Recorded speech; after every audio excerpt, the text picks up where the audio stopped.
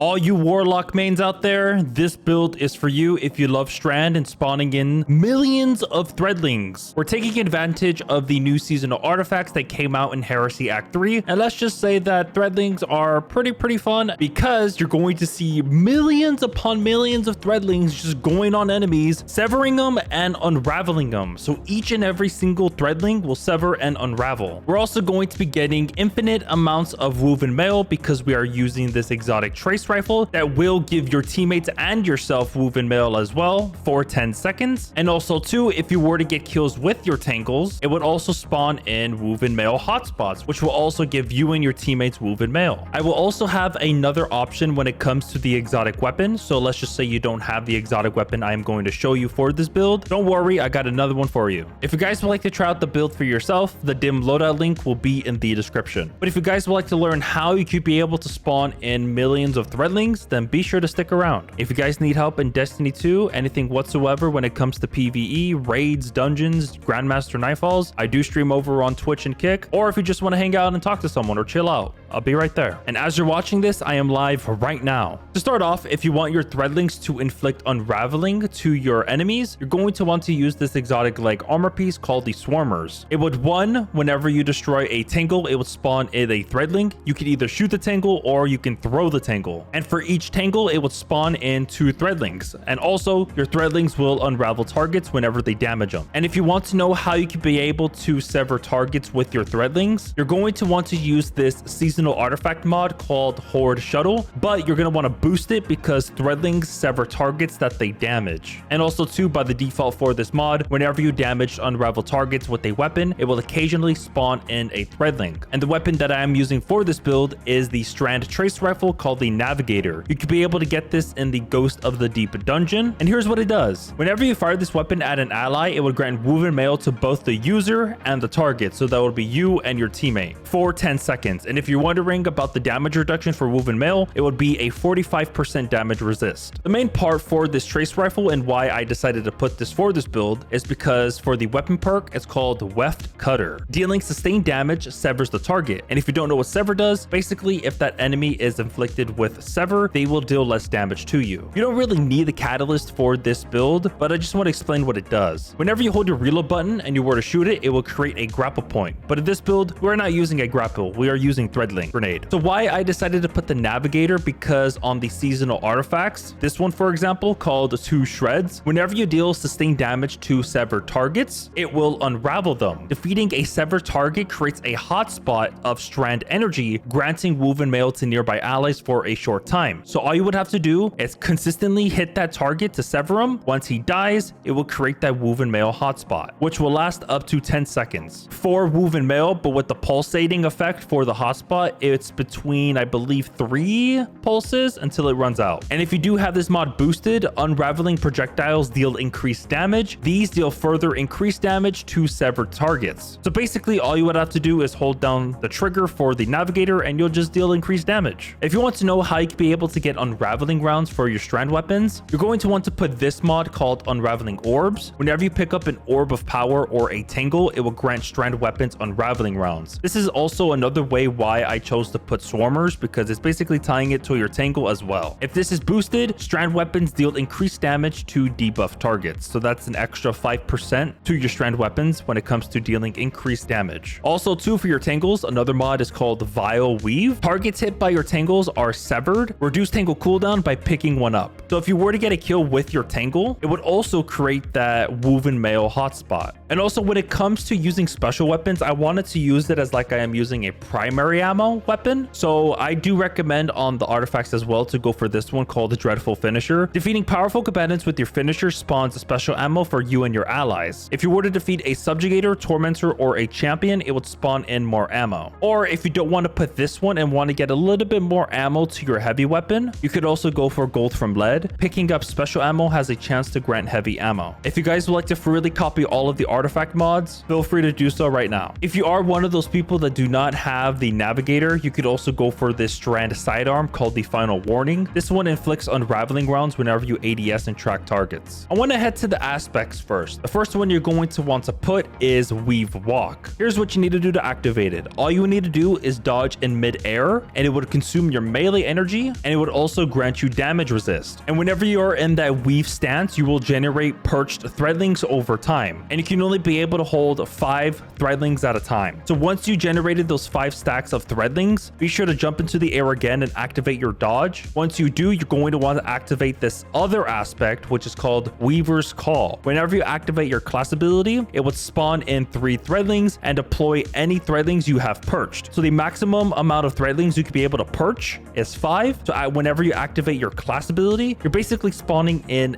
8 threadlings at a time. Also, 2 targets defeated by strand damage have a chance to generate a perched threadling. Onto the abilities. On your class ability, I recommend going for Healing Rift just to give you that continuous healing, and also tying it to Weaver's Call. For your strand grenade, go for Threadling Grenade just for an additional way to produce more threadlings. And for the fragments, there are 4 in total. The first one you're going to want to put is Thread of Fury. Damaging targets with a tangle grants melee energy, but you'll get minus 10 strength. I tied this fragment towards Weave Walk just because I want to get more perched threadlings. The second fragment you're gonna have to put is Thread of Evolution. Threadlings travel farther and deal additional damage, and you also get plus 10 intellect because this is a threadling build. The third fragment you're going to want to put is Thread of Continuity just to increase the duration for suspend, unravel, and sever, but in this build we're only going to be unraveling and severing targets. The last fragment you're going to want to put is Thread of Generation just to give you more grenade energy whenever you deal damage to targets, but sadly you'll get minus 10 discipline. So the gameplay loop for this build is to activate Weave Walk to get you those 5 perched threadlings. Once you have that, be sure to activate your Healing Rift to spawn in 8 threadlings. Once those threadlings hit those targets, they will spawn in a tangle. Be sure to either run towards it to pick it up or destroy it, but I recommend you running towards it and picking it up. Once you pick it up, toss the tangle. It would spawn in 2 extra threadlings, and it would also grant you unraveling rounds with your strand weapons. Once you have that, spray and pray with the Navigator or the Final Warning, and as you're using the Navigator, it will also grant you Wove and Mail, and you will sever targets as well, and also unravel targets, and rinse and repeat. For the energy weapon, I decided to put this arc sidearm called the Division just because I wanted to stun anti-barrier champions, because this is a sidearm, but you don't really have to put it. You can choose any other sidearm or any other weapon you like, but if you do decide to put this sidearm, here's what you need to go for. On the third column, go for Eddy Current just to give you that increased reload speed whenever you sprint or while you're amplified, but in this case we're mainly going to be sprinting, and this will also give you increased handling as well. On the fourth column, be sure to go for Volt Shot. Whenever you get a kill and reload afterwards, that next initial shot will inflict a jolt to that target. For your power weapon, you can choose any rocket launcher you like. I mainly put a rocket launcher because I wanted to stun unstoppable champions, but in this video I went with Hezen Vengence because of the origin trait, which is called Time Lost Magazine. Whenever your super ends, this weapon's magazine size is doubled for a long duration and reloads from reserves, so you're basically going to have 2 rocket shots within the mag as long as you activate your super. And the perks you're going to want to go for is Envious Arsenal and Bait and Switch. Here's what stats you need to go for